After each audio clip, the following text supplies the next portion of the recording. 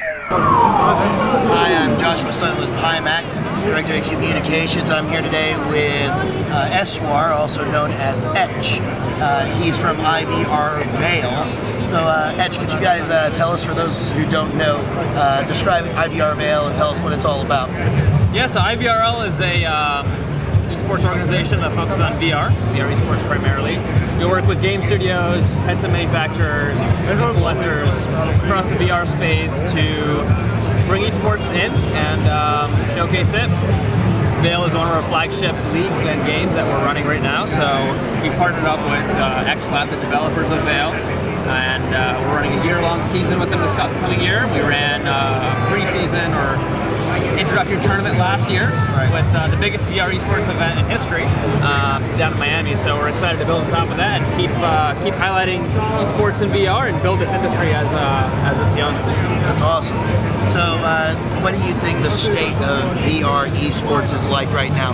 Is it still really early? Is it starting to mature? What's it like? When you compare it to esports in the 2D world, it is the ice age still. It is so early. A lot of these teams and leagues are just starting out. It starts with headsets, right? We don't have enough headsets in the market. It starts there. We're starting to see that growing in 2022. It grew again this holiday season. But as that happens, we'll start to see more people say, I want to compete. I want to play every day of the week. I want to join a team. So I think all that's tied together. We're yet to hit that critical mass yet, but what's cool is there are games like Vail that are investing in esports because they see it as a way to market their game. They see it as a way to market headsets. It's a way where you see someone playing on stage and you go, I want to be on stage. I want to be that person. I want to win money. I want to have that chance to do that. So that's really cool, and we're starting to see that happen and starting to see a lot of trends from esports come into VR. So that's cool, but ultimately I think it's a way that we can make VR look awesome on stage and people really change their perception about VR, which is pretty cool about it. But yeah, it's still early days compared to where esports is in the traditional world with $1 million contract and teams that are massive and raising money, and esports is getting really big now with Right. Traditional esports is already, they're doing competitions, you're winning millions of dollars in prize money. Yeah, just recently, the CSGO major in Brazil had a stadium full of people yelling at the top of their lungs, cheering for their teams. It's becoming a cultural movement at this point, like sports is. So you mentioned that you think there are not enough VR headsets on the market. Right now, where do you think Pimax fits into esports overall? Yeah, I just tried out the Pimax Crystal here yesterday. I think it's an awesome headset with a lot of versatility, which is cool. You can play it on the go. You can play it hooked up to your PC. You can play it wirelessly. I think what's cool with Pimax is pushing the fidelity of VR to the max. And for esports and certain titles in particular, I think certain areas like simulation racing, flight simulators, dogfighting with VTOL, there are certain scenarios where I really see that pushing the fidelity gets your gamers an edge, gets the esports players an edge, where they will invest that extra money and will, try out these headsets.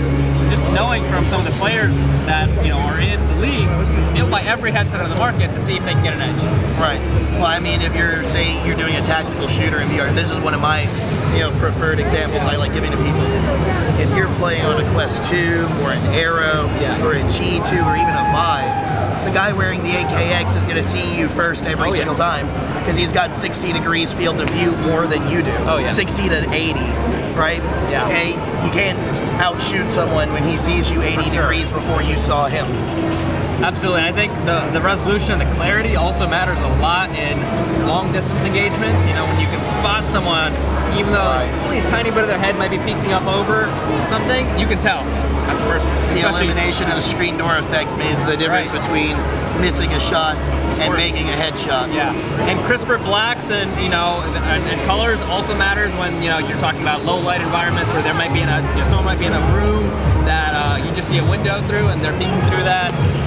I also think comfort plays a massive factor in this. A lot of our we've seen players spend 6-8 hours per session, right, when they're training, practicing, or in a tournament, and that comfort matters a lot because it is physically fatiguing to be in VR, to where wear a headset and stand around, walk around, play, whatever. So that comfort matters a lot. And I think the Crystal really was quite comfortable, despite what I would have initially thought about it being a larger headset.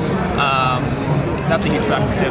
The battery helps a little bit with the counterbalance, and it is a little bit lighter than our previous model, the AKX. Yeah, it definitely was noticeable. I could tell just from wearing it that it felt balanced, and it's important to compete, especially with the newer, lighter weight headsets coming out. I think that comfort, is a massive factor. So where do you think the future of VR sports lies?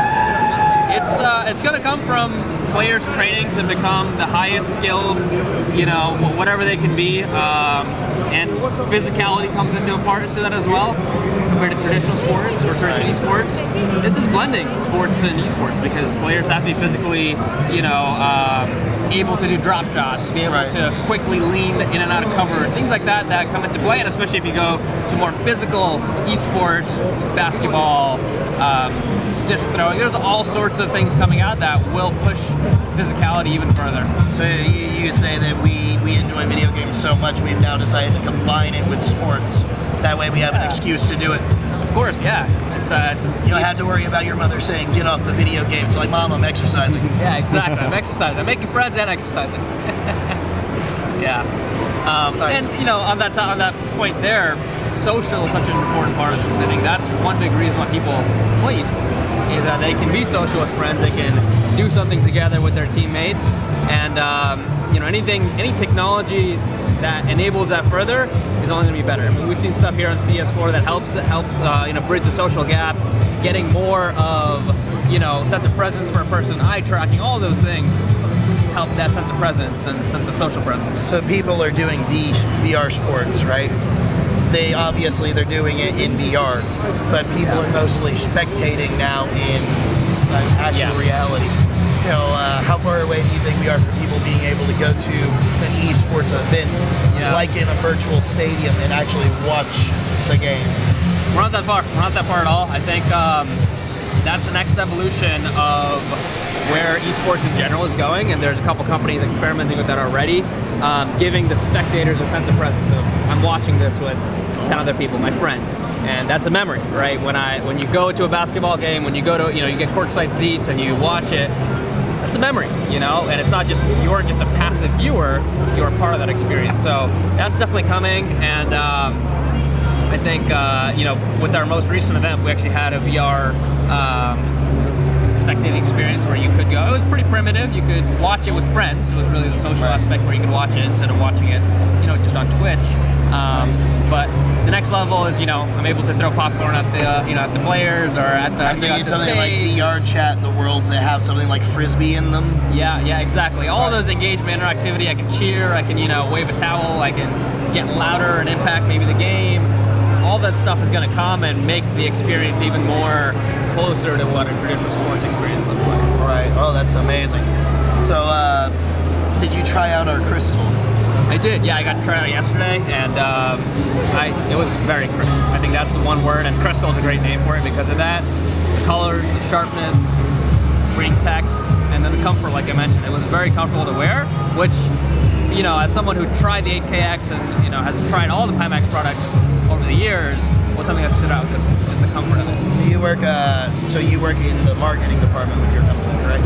Yeah, so we, IVRL as a whole, we work with studios to help market their games. That's, the fundamentals of what it comes down to. But furthermore, we're looking to build these leagues out and build ecosystems where, these players can actually make money with these. Right. So it's my opinion that esports is probably, VR esports and actual physicality is probably the #1 way to push VR forward. 100%. And how do you think we can market using that, keeping that in mind? Yeah, I think esports, to put it in one sentence, makes VR look cool. Esports makes VR look cool. That's a very hard thing to do. It's a fundamental problem we have. VR can look dorky. It can look silly. I'm of the personal opinion that if we do VR tournaments, the participants should be locked in their own padded rooms. Like they should come out, walk out like on stage, what's up? Yeah. And then they should go into a locked padded room, and then you only see their avatars after that. Could be cool, That way you don't have to see them waving their arms around like But the thing is, when you combine like a pod. Yeah, when you do combine the physical movements and show what's actually happening, and you're able to like use mixed reality technology even more to like show overlay them and things like that. If you can do that, then that's really cool. You can really bridge the virtual physical gap, and it does look impressive. Like it looks very cool to see them physically doing things. Now, see if we could work with holographic technology, like what's right behind us. There. Yeah. Yeah, then we could superimpose the virtual world 100%. onto the real world as well. You can watch in either location. Yeah, 100%. I mean that. We had at our show earlier this year when we had not holographic technology, but screens of that size behind each player. So is there going to be some integration, you think, between AR and VR when it comes to esports? Like you can maybe use AR glasses at a real life event to watch and do, have the mixed reality through the AR glasses, or you can watch from home with your VR headset and see the event that way. I think that could definitely help bring the viewer into the game, just like with any other sport experience, bring them into it, make them feel, have more agency and understand it better. But I think all of that's definitely something we want to explore this year for our next show. We're very curious to see how we can leverage VR, not just for doing the esport part of it, but for that viewer experience and bring them into the fold. Now, I spoke with a company the other day that they produce a Taekwondo simulator, which is being used in the Olympic eSports. So, have you ever heard of this? Have any interaction with this? I haven't, but I do know that the Olympics is officially recognizing esports, the next one, and they're on a hunt right now for looking for what's the best, kind of experiences that fit the Olympics. And I think VR needs to be there. I think VR needs to be there as well. Yeah, I think it's the physicality like we're talking about, and the ability to say, okay, you have NBA 2K, or you have these games that give you the quasi experience of playing, but in VR, you're actually shooting a basketball. You're actually hitting a tennis racket. You're doing all those things physically, which means there's a physical skill. There's a physical aptitude that you have to have, and everything matters. Your physique, your height, all that stuff matters. So I think it's a perfect fit for the Olympics to explore in that direction of it as part of their esports expansion. All right, and of course I support the integration of traditional esports as well. Yeah. Especially for those people, maybe they're not capable of participating through VR. Giving people the option to still participate in the Olympics, even if all they can do is operate a keyboard and mouse. Yeah, for sure. There's a whole lot of really cool things happening in the field. Well, thank you so much for coming over, Etch. It was a real pleasure to have you. Thank you, and maybe we'll see you again at CES next year. Of course, for sure. Maybe we'll do a VR esports showcase. Absolutely. Yeah.